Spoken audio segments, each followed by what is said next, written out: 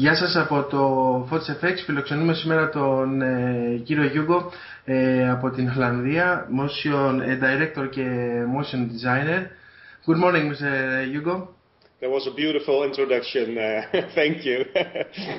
Good morning. I have my coffee. Nice. How are you today? Fine. Right now I'm in the middle of post-production. So right now I can turn it. I'm doing some green screen right now. Tell us about your career today. What's your profession, and how do you decide to do a job like this? Let me first tell me a bit about how my career went. It started many years ago. First I did art school. I learned film over there. Had a lovely time. And after that I became a cameraman. Mm-hmm. I was a cameraman for several years. And after that I started directing. Yeah. And then animation came on my path as well. Mm-hmm. And after first 2D animation, I think that was about 2001. Mm-hmm. I started out with After Effects. And after that, also 3D. So now I do 3D, 2D, and live action as well. It's nice when you have done an intensive animation project and keyframing for weeks. It's nice to go out and to shoot something. So I like the combination of those things. It's more creativity to be more creative to be a director or a video shooter? No, I did like to be a cameraman, but what I missed was you're not involved in the concept. Okay. Often you're not involved in the post-production.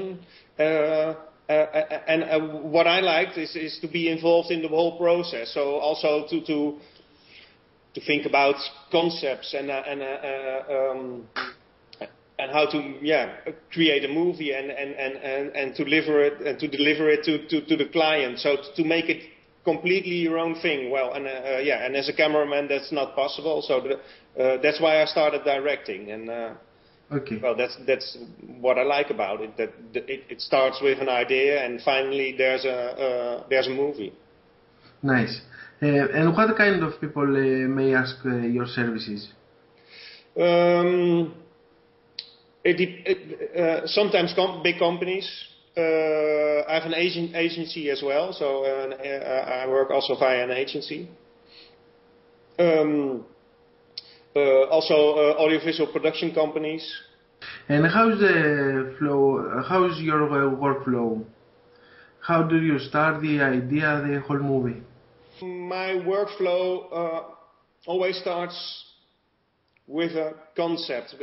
I mean, without a great concept, you have nothing. You can start creating something, but when you are halfway, you don't know what to do anymore because you do not know what point to make. And if you have the right concept, it's much easier to work. Then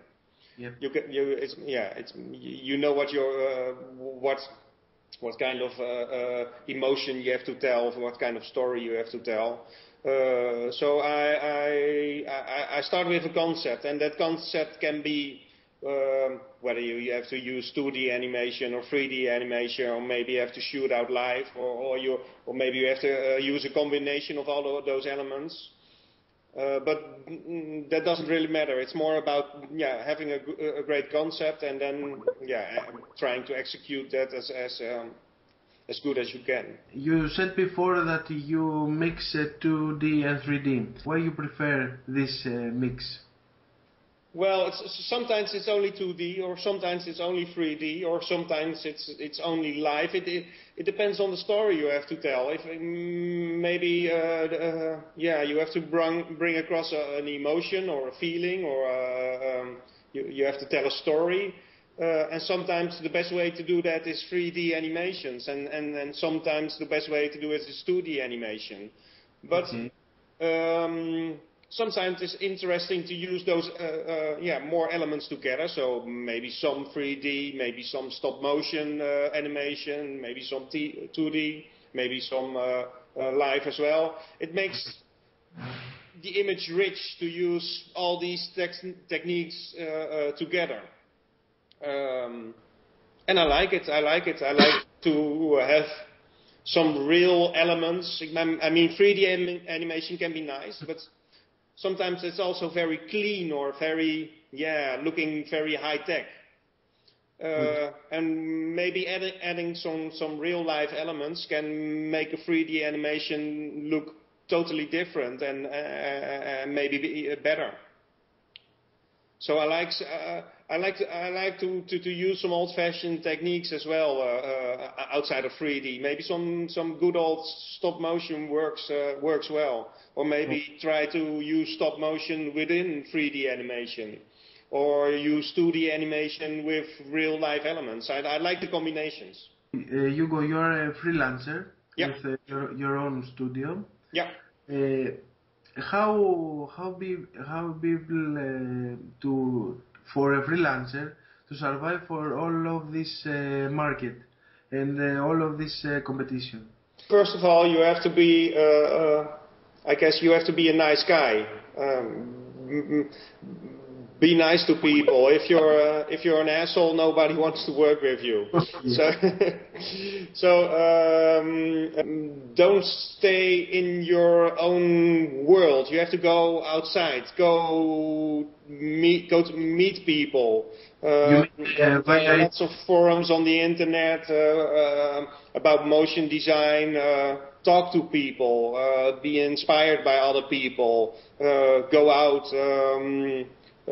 If you do that, you meet new people, and maybe they will hire you someday.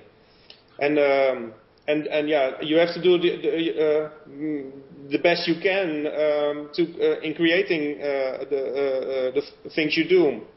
If you're average, that's okay, but try to make your last movie the best one you have ever created. And if you have that drive, I think you will survive. Somebody is a newbie in motion design. How would you advise him to follow this job, and why follow this job? Well, first of all, I think motion design or filmmaking in general is one of the nicest jobs around. It's nice to have an idea and then to create something. And I think